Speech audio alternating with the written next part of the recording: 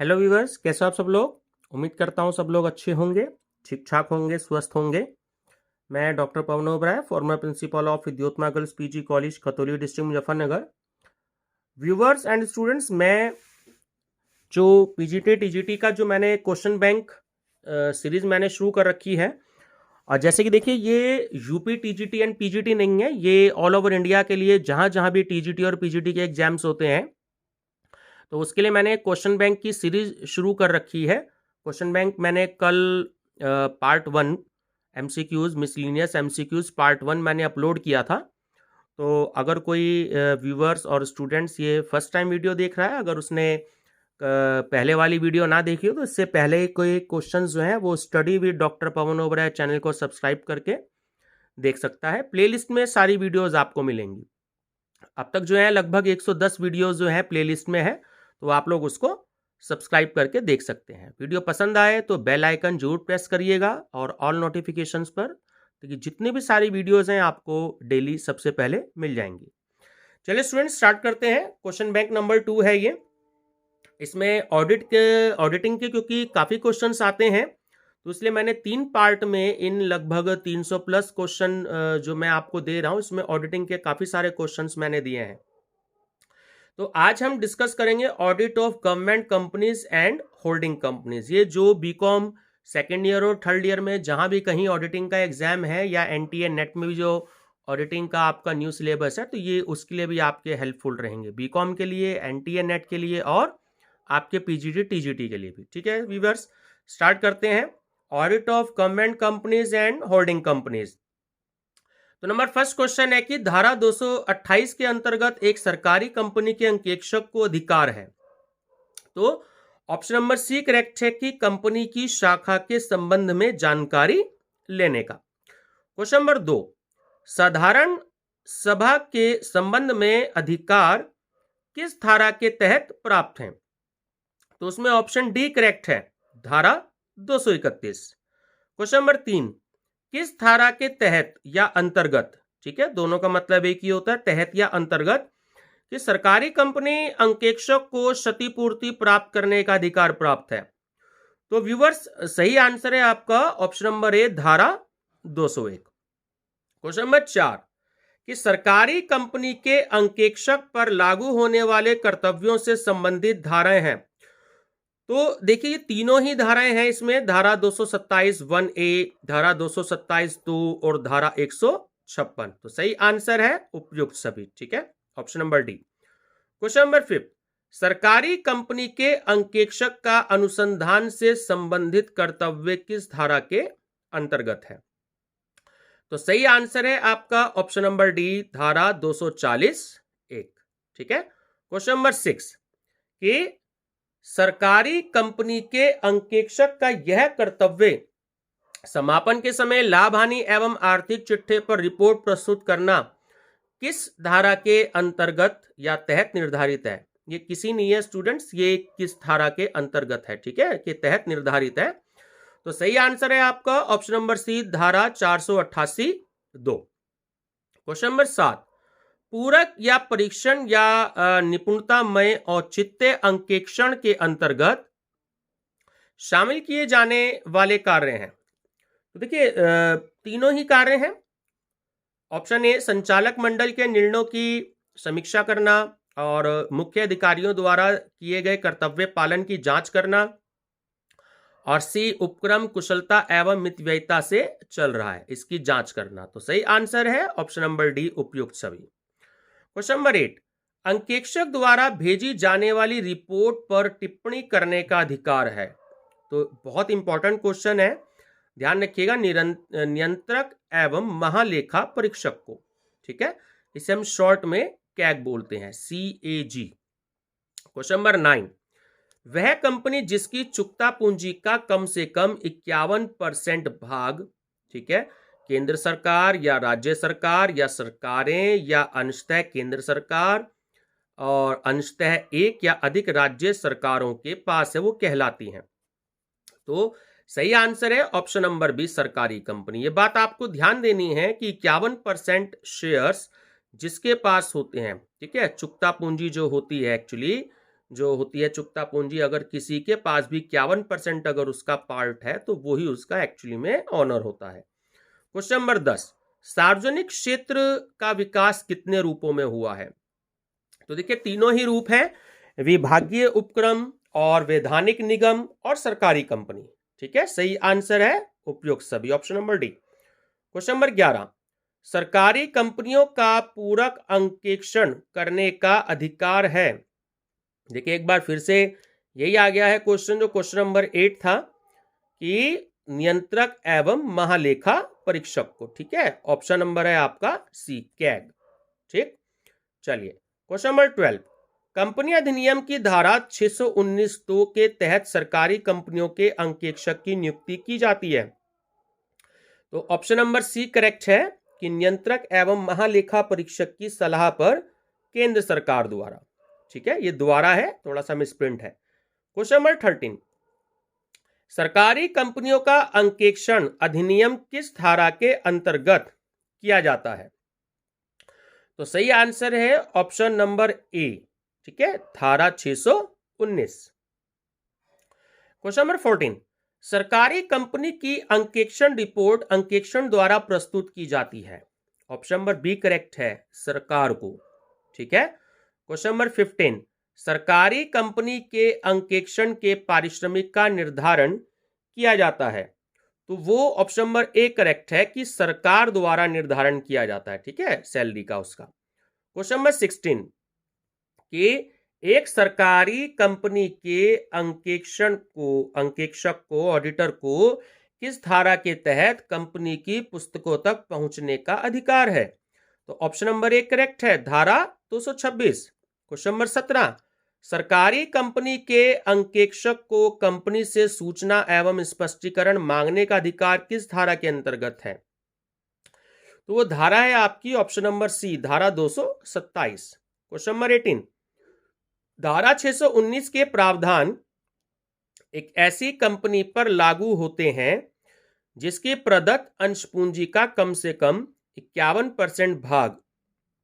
देखिए इसमें तीनों ही ऑप्शन बिल्कुल ठीक है कि केंद्र सरकार तथा एक से अधिक सरकारी कंपनियों, ऑप्शन नंबर बी कोरी राज्य सरकार या सरकारें या एक से अधिक कंपनियों, और ऑप्शन नंबर सी एक से अधिक सरकारी कंपनियों के पास हो। ठीक है, ऑप्शन नंबर डी बिल्कुल करेक्ट है आपका। क्वेश्चन नंबर 19, सरकारी कंपनी की अंकेक्षण रिपोर्ट में शामिल है। तो देखिए तीनों ही शामिल होते हैं कि लेखा और पुस्तपालन की विधि, अकाउंटिंग और बुक कीपिंग की जो भी कोई मेथड अपनाए जाते हैं, और जो इंटरनल कंट्रोल सिस्टम होता है वो, और जो प्रॉफिट एंड लॉस अकाउंट होता है वो, तो तीनों ही इसमें शामिल है। ठीक है, क्वेश्चन नंबर 20, कि सरकारी कंपनियों की वर्तमान अंकेक्षण व्यवस्था की आलोचना के कारण है। तो ये तीनों ही कारण है कि समय और शक्ति अधिक नष्ट होती है, और ये अंकेक्षक कंपनियों के व्यावसायिक स्वभाव को कम समझते हैं, और सी अंकेक्षक अक्सर पिछली घटनाओं के आधार पर निर्णय ले लेते हैं जो उनकी योग्यता और अनुभव की कमी को दर्शाता है। तो सही आंसर है ऑप्शन नंबर डी, उपयुक्त सभी। क्वेश्चन नंबर 21, सरकारी कंपनी के अंकेक्षक को आलोचनाओं से बचने के लिए, तो देखिए तीनों ऑप्शन ठीक है कि उसको योग्यता और अनुभव को बढ़ाना चाहिए, उसे केवल गलत निर्णयों की ही आलोचना करनी चाहिए, और सी कंपनी के व्यवसायिक स्वरूप को समझना चाहिए। तो सही आंसर है उपयुक्त सभी। ठीक है, क्वेश्चन नंबर 22, वह कंपनी जो अन्य एक या अनेक कंपनियों के समस्त या पर्याप्त संख्या में अंश धारण करती है ताकि इन अन्य कंपनियों पर उसे नियंत्रण प्राप्त हो, कहलाती है। तो सही आंसर है ऑप्शन नंबर सी, सूत्रधारी कंपनी। ठीक है, क्वेश्चन नंबर 23, कंपनी भारतीय कंपनी विधान की धारा 219 के अनुसार सूत्रधारी कंपनी का अर्थ किस धारा में वर्णित है? तो सही आंसर है ऑप्शन नंबर ए, धारा 4। क्वेश्चन नंबर 24, अंतः कंपनी व्यवहार किसे कहते हैं? ठीक है, तो देखिए डी ऑप्शन ठीक है इसमें कि अंतर कंपनी व्यवहार जो होता है वो सूत्रधारी कंपनी और सहायक कंपनी के जो मध्य व्यवहार होते हैं उनको कहते हैं। ठीक है, क्वेश्चन नंबर 25, कि एकीकृत चिट्ठा बनाना किसे आवश्यक नहीं होता? जो आपका कंसोलिडेटेड बैलेंस शीट होती है, ठीक है, बी और सी दोनों को, ठीक है, कि एक तो है आपका सूत्रधारी कंपनी को और एक होता है सूत्रधारी कंपनी की सहायक कंपनी को। क्वेश्चन नंबर 26, धारा 212(1) के अनुच्छेद, इंग्लिश में आर्टिकल बोलते हैं अनुच्छेद को, डे, बै और 6 से संबंधित प्रपत्र यानी कि डॉक्यूमेंट पर वही व्यक्ति हस्ताक्षर करेगा। तो ऑप्शन नंबर सी करेक्ट है, जिसने सूत्रधारी कंपनी की बैलेंस शीट पर साइन किए हो, ठीक है। क्वेश्चन नंबर 27, एक कंपनी को किसी अन्य कंपनी की सहायक कंपनी माना जाएगा यदि वह अन्य कंपनी, तीनों ऑप्शन ठीक है इसमें, उस कंपनी के संचालक मंडल को नियंत्रित करती हो, उस कंपनी के आधे से अधिक मतों पर नियंत्रण रखती हो, या उस कंपनी की समता अंश पूंजी यानी कि जो इक्विटी शेयर कैपिटल है उसकी फेस वैल्यू अंकित मूल्य के आधे से अधिक भाग को धारण करती हो। तो सही आंसर है ऑप्शन नंबर डी, उपरोक्त सभी। क्वेश्चन नंबर 28, सूत्रधारी कंपनी का निर्माण का उद्देश्य नहीं है। तो सही आंसर है ऑप्शन नंबर ए, प्रतिस्पर्धा को बढ़ाना। क्वेश्चन नंबर 29, एक सूत्रधारी कंपनी के चिट्ठे के साथ उसकी प्रत्येक सहायक कंपनी से संबंधित नथी किए जाने वाले प्रपत्रों में सम्मिलित नहीं है। तो ऑप्शन नंबर सी करेक्ट है, सहायक कंपनी के संचालक मंडल की सूची। क्वेश्चन नंबर 30, के अंकेक्षक को किसी सूत्रधारी कंपनी के अंकेक्षण के समय निम्न बातों पर ध्यान देना चाहिए, ठीक है। वो ऑप्शन डी करेक्ट है कि सचिव के कर्तव्यों और दायित्वों की जांच।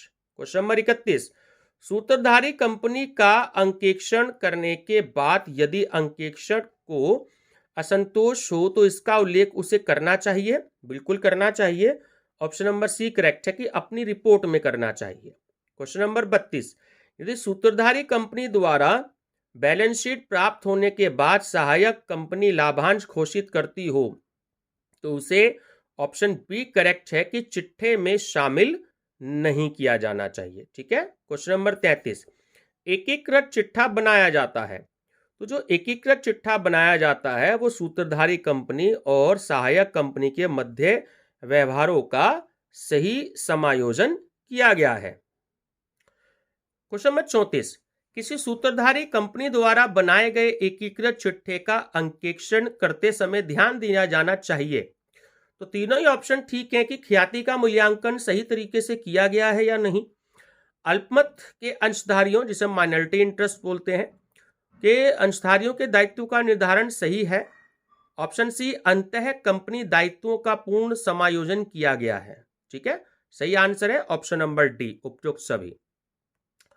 तो व्यूवर्स यहां तक के जो 34 क्वेश्चन हैं ये आपके काम करेंगे। जो मैंने बीकॉम के ऑडिटिंग का सब्जेक्ट स्टार्ट करा रखा है तो ये वहां तक के क्वेश्चन आपके यहाँ भी काम करेंगे और वहां भी काम करेंगे, ठीक है, बीकॉम के हिसाब से भी और पीजीटी टीजीटी के लिए हिसाब से भी, ठीक है। अब ये जो पार्ट डी है कि व्यवसायिक संयोजन और विवेकीकरण, ये आपके पीजीटी और टीजीटी के लिए काम करेंगे आपके, ठीक है। लेकिन जिस यूनिवर्सिटी में भी बिजनेस ऑर्गेनाइजेशन का सब्जेक्ट है बीकॉम में तो वो ये क्वेश्चंस वहां भी काम करेंगे, ठीक है, बीकॉम में भी। चलिए स्टार्ट करते हैं, बिजनेस कॉम्बिनेशन एंड रैशनलाइजेशन।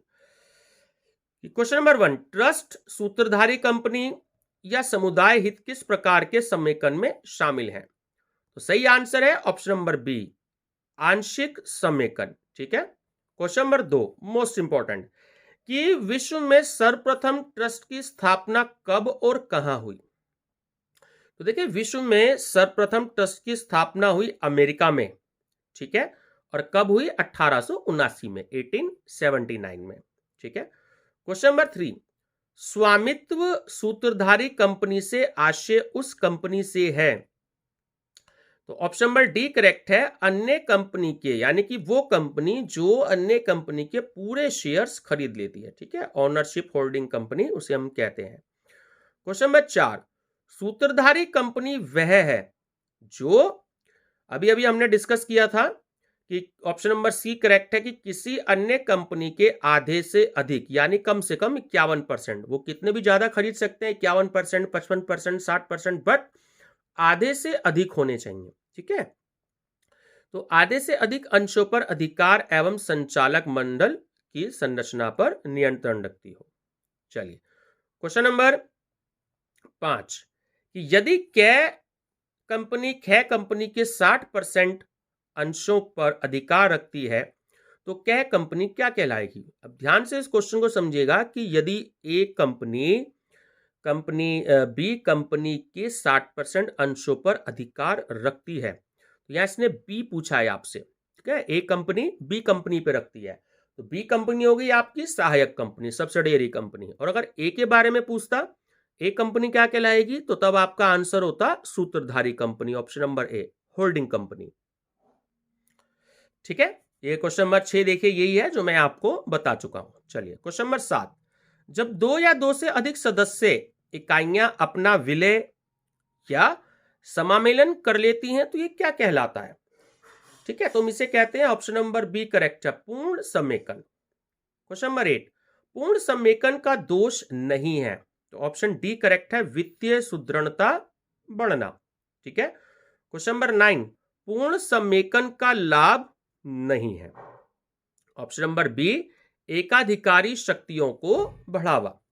ठीक है, question number 10, Indian paper mills association संयोजन का रूप है, तो सही आंसर है ऑप्शन नंबर ए, व्यापारिक परिषद।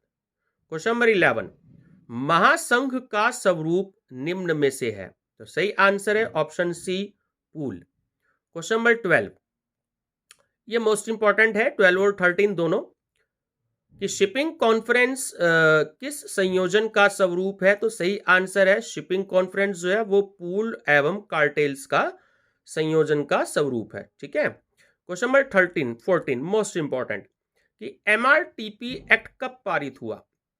ये क्वेश्चन व्यूअर्स बहुत सारे कंपटीशन से एग्जाम में आया है।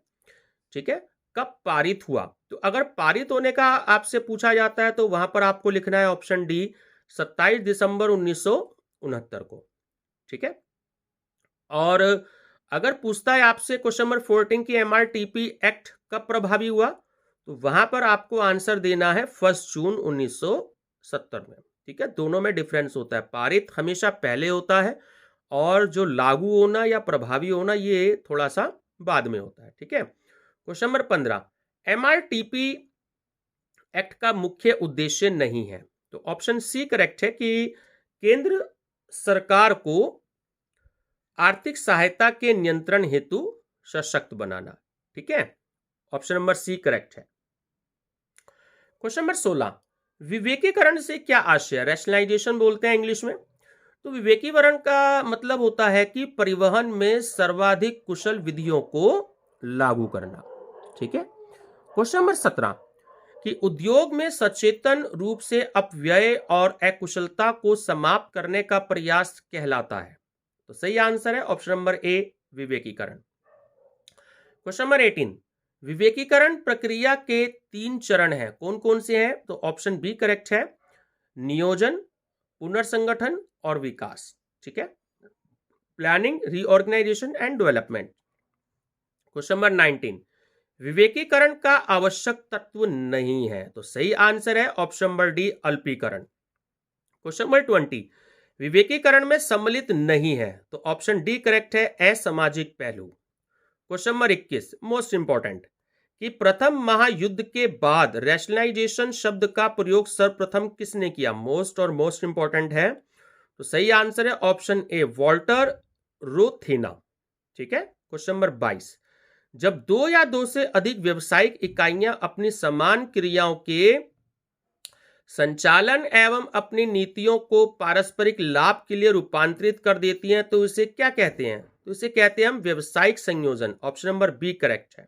ठीक है, क्वेश्चन नंबर 23, व्यावसायिक संयोजन का मुख्य उद्देश्य होता है, तो सही आंसर है ऑप्शन नंबर बी, कला काट प्रतिस्पर्धा में टिके रहना, यानी कि जब कंपटीशन बहुत ज्यादा होता है किसी आपस में कंपनीज के, तो उसमें उस कंपटीशन में टिके रहना, यानी कि लोग जब भी डिमांड करें। मैं आपको एग्जांपल देता हूं कि अगर पटाखे खरीदते हैं, ठीक है, तो उसमें नंबर फर्स्ट नेम होता है कॉक ब्रांड। ऐसा नहीं है कि और कंपनीज के पटाखे नहीं आते हैं, पटाखे आते हैं, बहुत सारी कंपनीज के आते हैं, बट अगर हम बात करते हैं पटाखों की, तो उसमें मुर्गा छाप जो होता है कॉक ब्रांड, शिवाकाशी के जो है, उनका अपने आप में बहुत ज्यादा नाम होता है। ठीक है स्टूडेंट्स, क्वेश्चन नंबर 24, व्यवसायिक संयोजनों का जन्मदाता कहा गया है?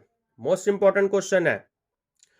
सही आंसर है ऑप्शन नंबर सी, आयात निर्यात शुल्क को। ठीक है, क्वेश्चन नंबर 25, व्यवसायिक संयोजन के तहत एकाधिकारी प्रवृत्ति सफल होती है? तो सही आंसर है ऑप्शन नंबर बी, उत्पादों की आपूर्ति पर नियंत्रण करके। क्वेश्चन नंबर 26, किसी अकुशल इकाई को कुशल इकाइयों के साथ संयोजित करना कहलाता है? ऑप्शन नंबर बी करेक्ट है, विवेकीकरण। क्वेश्चन नंबर 27 मोस्ट इंपॉर्टेंट है, चीनी मिलें जब आपस में संयोजित हो जाती हैं तो कहलाता है? ऑप्शन ए करेक्ट है, समतलीय संयोजन। क्वेश्चन नंबर 28, एसीसी तथा शुगर सिंडिकेट किस संयोजन के उदाहरण हैं? तो सही आंसर है ऑप्शन नंबर ए, समतलीय संयोजन। क्वेश्चन नंबर 29, समतलीय संयोजन का मुख्य उद्देश्य होता है? तो सही आंसर है ऑप्शन नंबर सी, अनुपयोगी प्रतिस्पर्धा का अंत करना। क्वेश्चन नंबर 30, एक ही उद्योग या व्यवसाय में लगी इकाइयां जब आपस में संयुक्त होती हैं तो कहलाता है? तो सही आंसर है ऑप्शन नंबर डी, समतलीय संयोजन। क्वेश्चन नंबर 31, उत्पाद की विभिन्न अवस्थाओं में क्रमानुसार लगी इकाइयों के संयोजन को कहते हैं?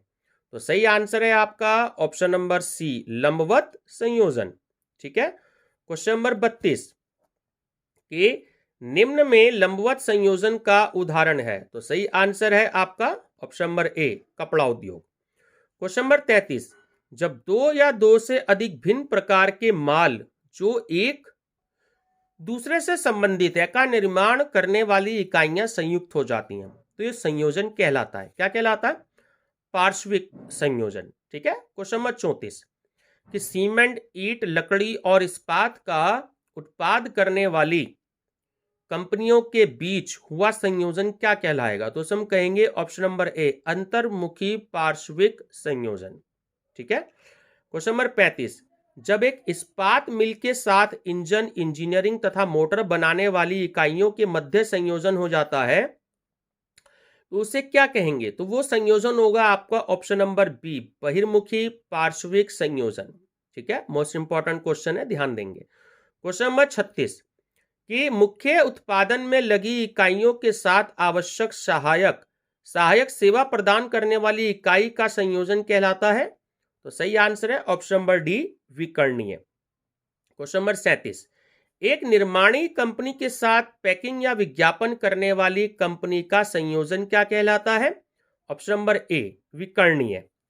ठीक है, क्वेश्चन नंबर 38, जब विभिन्न प्रकार के माल उत्पाद में लगी इकाइयां एक केंद्रीय एजेंसी के अंतर्गत एकीकृत हो जाती हैं तो क्या कहलाता है?